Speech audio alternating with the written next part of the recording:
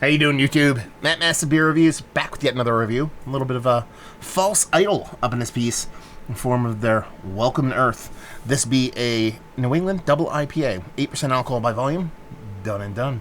These guys are out of North Richland, Texas. Texas, baby. Come on. Oh, there it is. And we'll see what's what. I almost reviewed this the other day. I pulled it out, sat it down, and yeah. I didn't. I don't know why. So now I'm reviewing it today. Anyway, first things first. Let's talk about this beer. It's got a nice, rich, kind of hazy glow to it. A little bit of dirty glass mafia because I suck at that every now and then. And as far as the looks go, it's a little bit probably darker than what you'd expect in like this very uber kind of new school kind of hazy kind of thing. But I can get down with it. Nice. Quarter pinky finger of head. Got a little bit of lacing even going on the edges right now. White as white could be. And as far as the can art goes, I really dig that. Something about, I don't know, wolves, let's put it this way, wolves can be very, very, very, very cheesy. I worked in the tattoo industry for quite a long time, and yeah, they can be cheesy. This is not a cheesy wolf.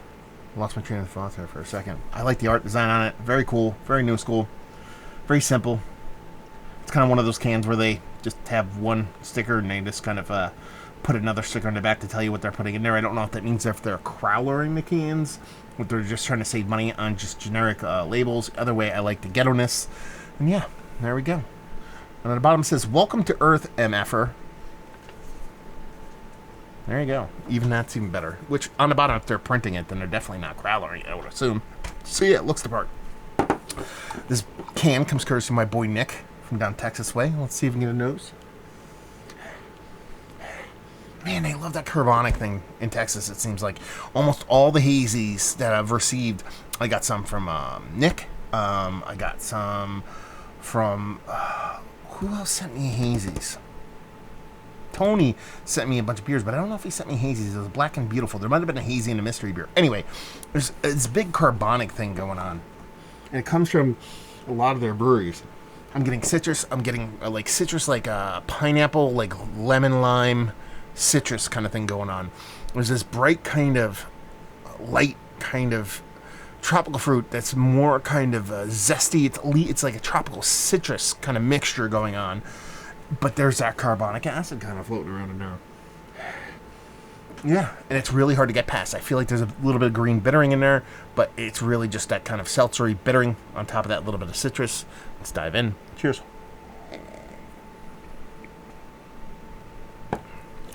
Yeah. That must be their thing down there. You know, like I said earlier, I grew up, essentially, my formative years from when I was 20 to when I was 38, 39 years old. I worked at a tattoo shop. You know, that's what I did. I wasn't a tattoo artist. I was a body modification artist, and I kind of managed the studios and stuff like that. And one of the big things when it comes to like tattoo studios, and it's very similar in like barbershops, very similar to breweries, is that you basically create your competition. And by that I mean, you know, a brewer works for you for quite some time. Eventually they want to break out on their own, do their own thing, and they move. And when that happens, you typically run the business the same way that you learn to run the business. There's people that definitely kind of shift gears and do something quite a bit different. And I'm not saying this is the case universally with all these beers or all Texas breweries, but a lot of the ones that I've had,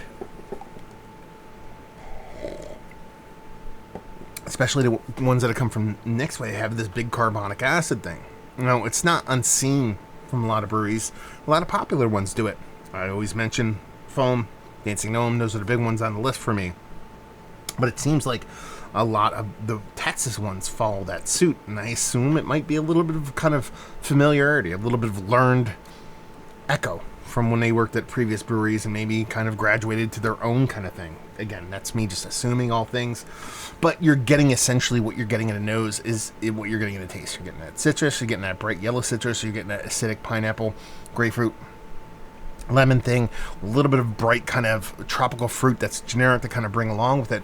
But outside of that, it's kind of hard to get much else because that carbonic acid just puts a wall up and keeps you from actually tasting a lot of things. Or it keeps me, I should say that. Because some people aren't as kind of in tune or susceptible to that kind of flavor in beer.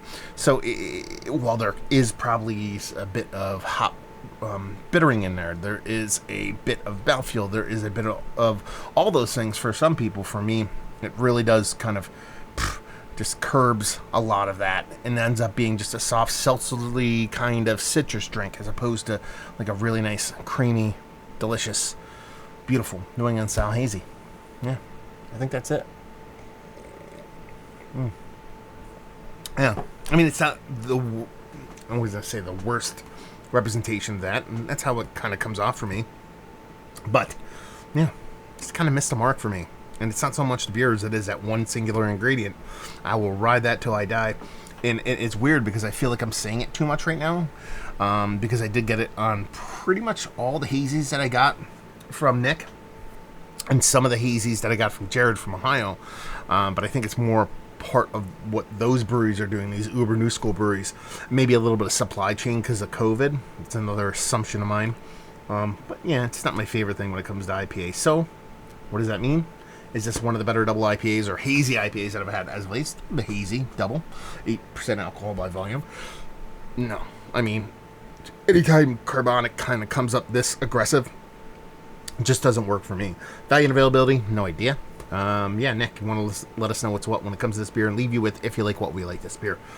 If you like the breweries that do that carbonic thing, which you probably wouldn't even notice it because I think it's one of those things that you're either sensitive to or you're not, then you'll dig this. So there you go. Another review in the books. Hopefully you guys enjoyed it. Down there if you want to talk about it. Massive Beers. If you want to check me out doing the social media stuff, Beer Massive. Want to check me out doing a whole podcasting thing. Hopefully you guys enjoyed the review.